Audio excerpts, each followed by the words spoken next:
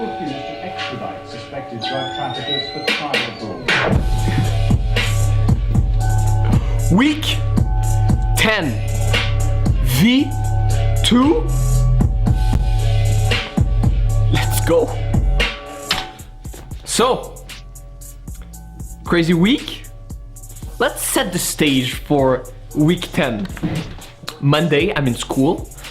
Emma Quebec, which is like an organization which you can give blood to, donate blood, is in the lobby of my university. I'm like, all right, well, let's make a good deal. Let's give some blood. So I sign up, and then I fill the paperwork. I go lay down on a little bench there. They hook me up, and I didn't know before that you had to be well fed and not drink coffee. I broke two of those rules without knowing. So I'm sitting down on the bench. I'm all hooked up. Everything's going good. I'm having this conversation with the nurse about new STDs out of Colombia. Don't ask me how we got to that conversation. I don't know. And it's getting hot. I'm wearing this, and we're in the lobby. And it's getting real hot. I don't know, it's, I'm starting to sweat a bit. I'm like, come on, it's hot. I'm telling this guy, yo, dude, it's getting pretty hot here. And he's like, yeah. And then, a bit later, I'm like, oh, dude, it's really getting hot.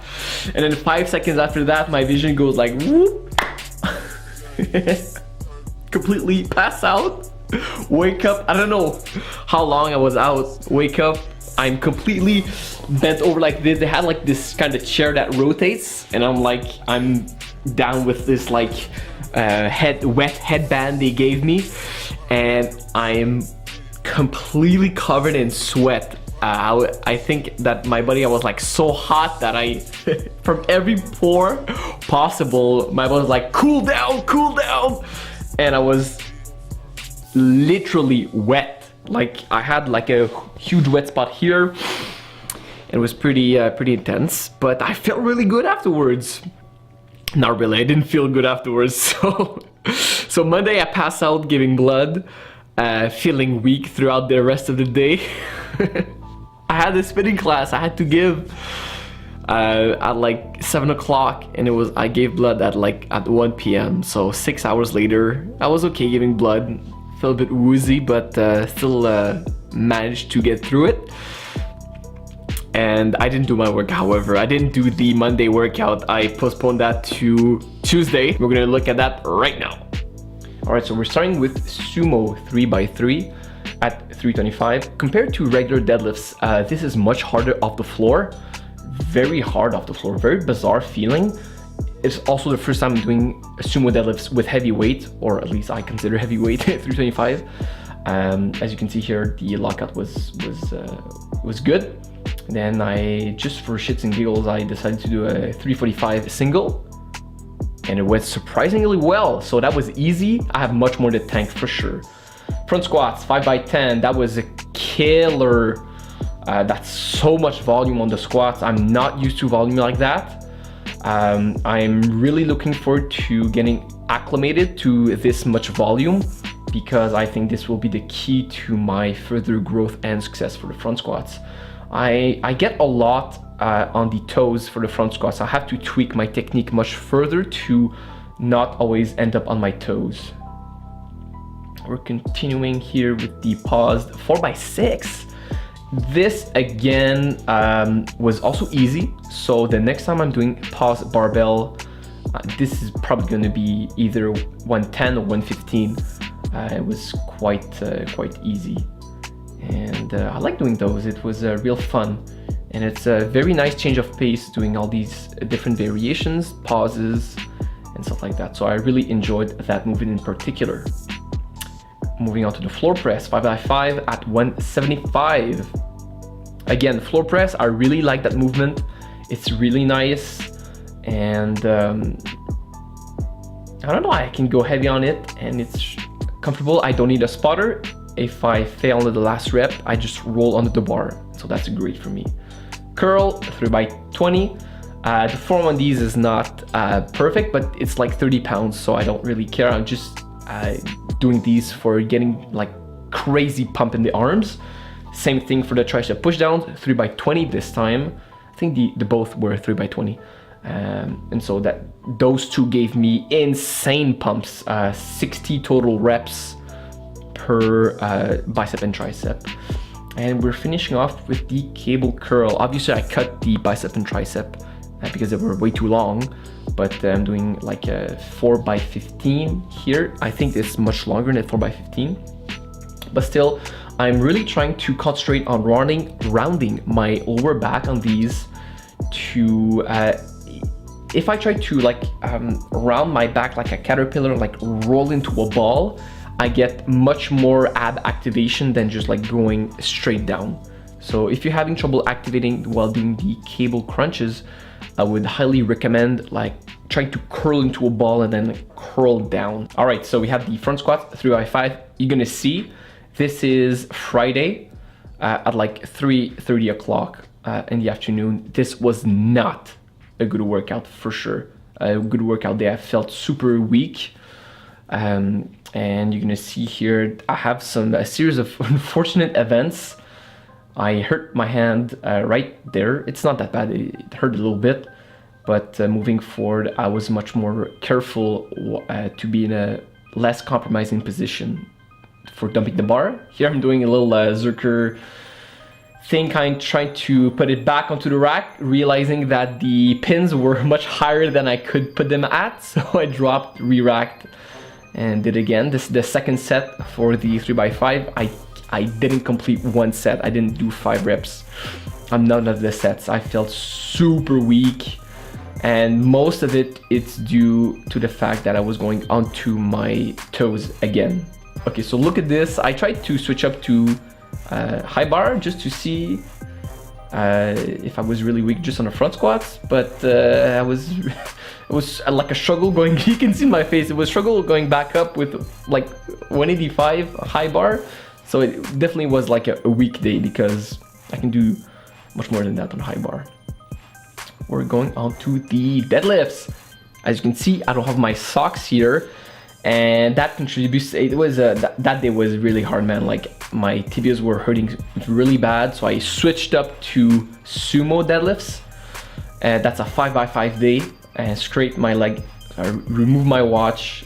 I continue with but I'm still scraping my the interior of my my leg. I tried to do another variation behind the back, felt super awkward, so I scratched that. And then after that, I decided to just go with the trap bar, in which the trap bar, I had to dig up and get some anger there because it was super demanding after all the squats and the deadlift fails. Doing that at the end, I really had to go deep and get some nasty thoughts. But so yeah, that was the end. I think I did maybe 4 sets instead of 5. Wasn't a good day. Continuing with the, what is that? OHP 4x14 with 40 pounds. That's the first set. The second set, I felt a bit, I finally felt good, in this workout. So I said, all right, let's do 42 and a half and 42 and a half. Didn't work. I had to drop it. I failed at like 9, 10 or 12, something like that. Right until the 14 there. So I switched back to 40, and then the third set, I couldn't finish at 14 either. So I couldn't catch a break this workout. Here, doing pause deficit presses, 3x20. It's a lot. This actually felt pretty good. At the end, my pecs were burning. And at this time of the workout, I was so drained, and my mental energy was very compromised. So, sometimes you can feel you could push yourself. That day I felt really bad, so I couldn't really push myself much more. I have to fix that in the future for sure. I think mentality plays a bigger role than most people think in like pushing yourself up to the limit. Doing preacher curls, 5x6. This is the last set, and so that I think is almost the only set that I didn't miss any rep until the last set. You can see here that I drop back the bar and then I take a bit of momentum, pull it back up, and these were like super hard. These are almost like max effort bicep curls here, but these feel very good. I think in the future I'm going to incorporate more volume on these because the stretch you get on these is crazy and you get super pumped for sure. So I really like that movement. Not too much, but the period, you know, sometimes I like it. Circle holds, canceling this movement. These do not feel good. I'm just like expanding energy for nothing. I don't feel my abs. I know other people feel their abs on this, but I didn't feel mine for sure. All right, so we're back from the Friday workout. I've just finished workout. I am completely wrecked. Completely. I haven't been this sore and like physically destroyed since I would say like a couple of years. Like I'm completely destroyed. So it was a crazy workout. I hit some like max effort grinder moments, and after the squats and deadlifts I was completely done, but I still had like 3/4 of the workout left.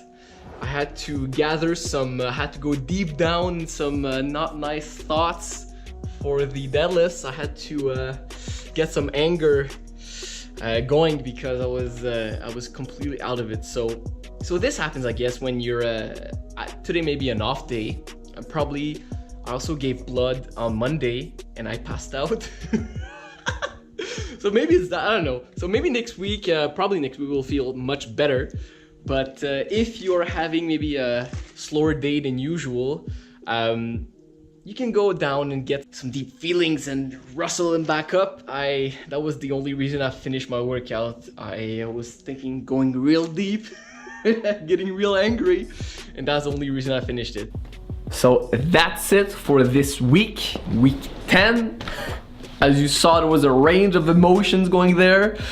A pretty crazy week, but I'm really happy about the progress I've made. I've tested out the program and it feels good. I think doing the recovery day in the middle gives me much more freedom to just experiment at the gym and then try some different movements that I wouldn't try normally, while still keeping 2 times a week heavy squats, heavy deadlifts, volume squats and volume deadlifts. And so I really like this. For sure, I'm stoked to see the next progress we make.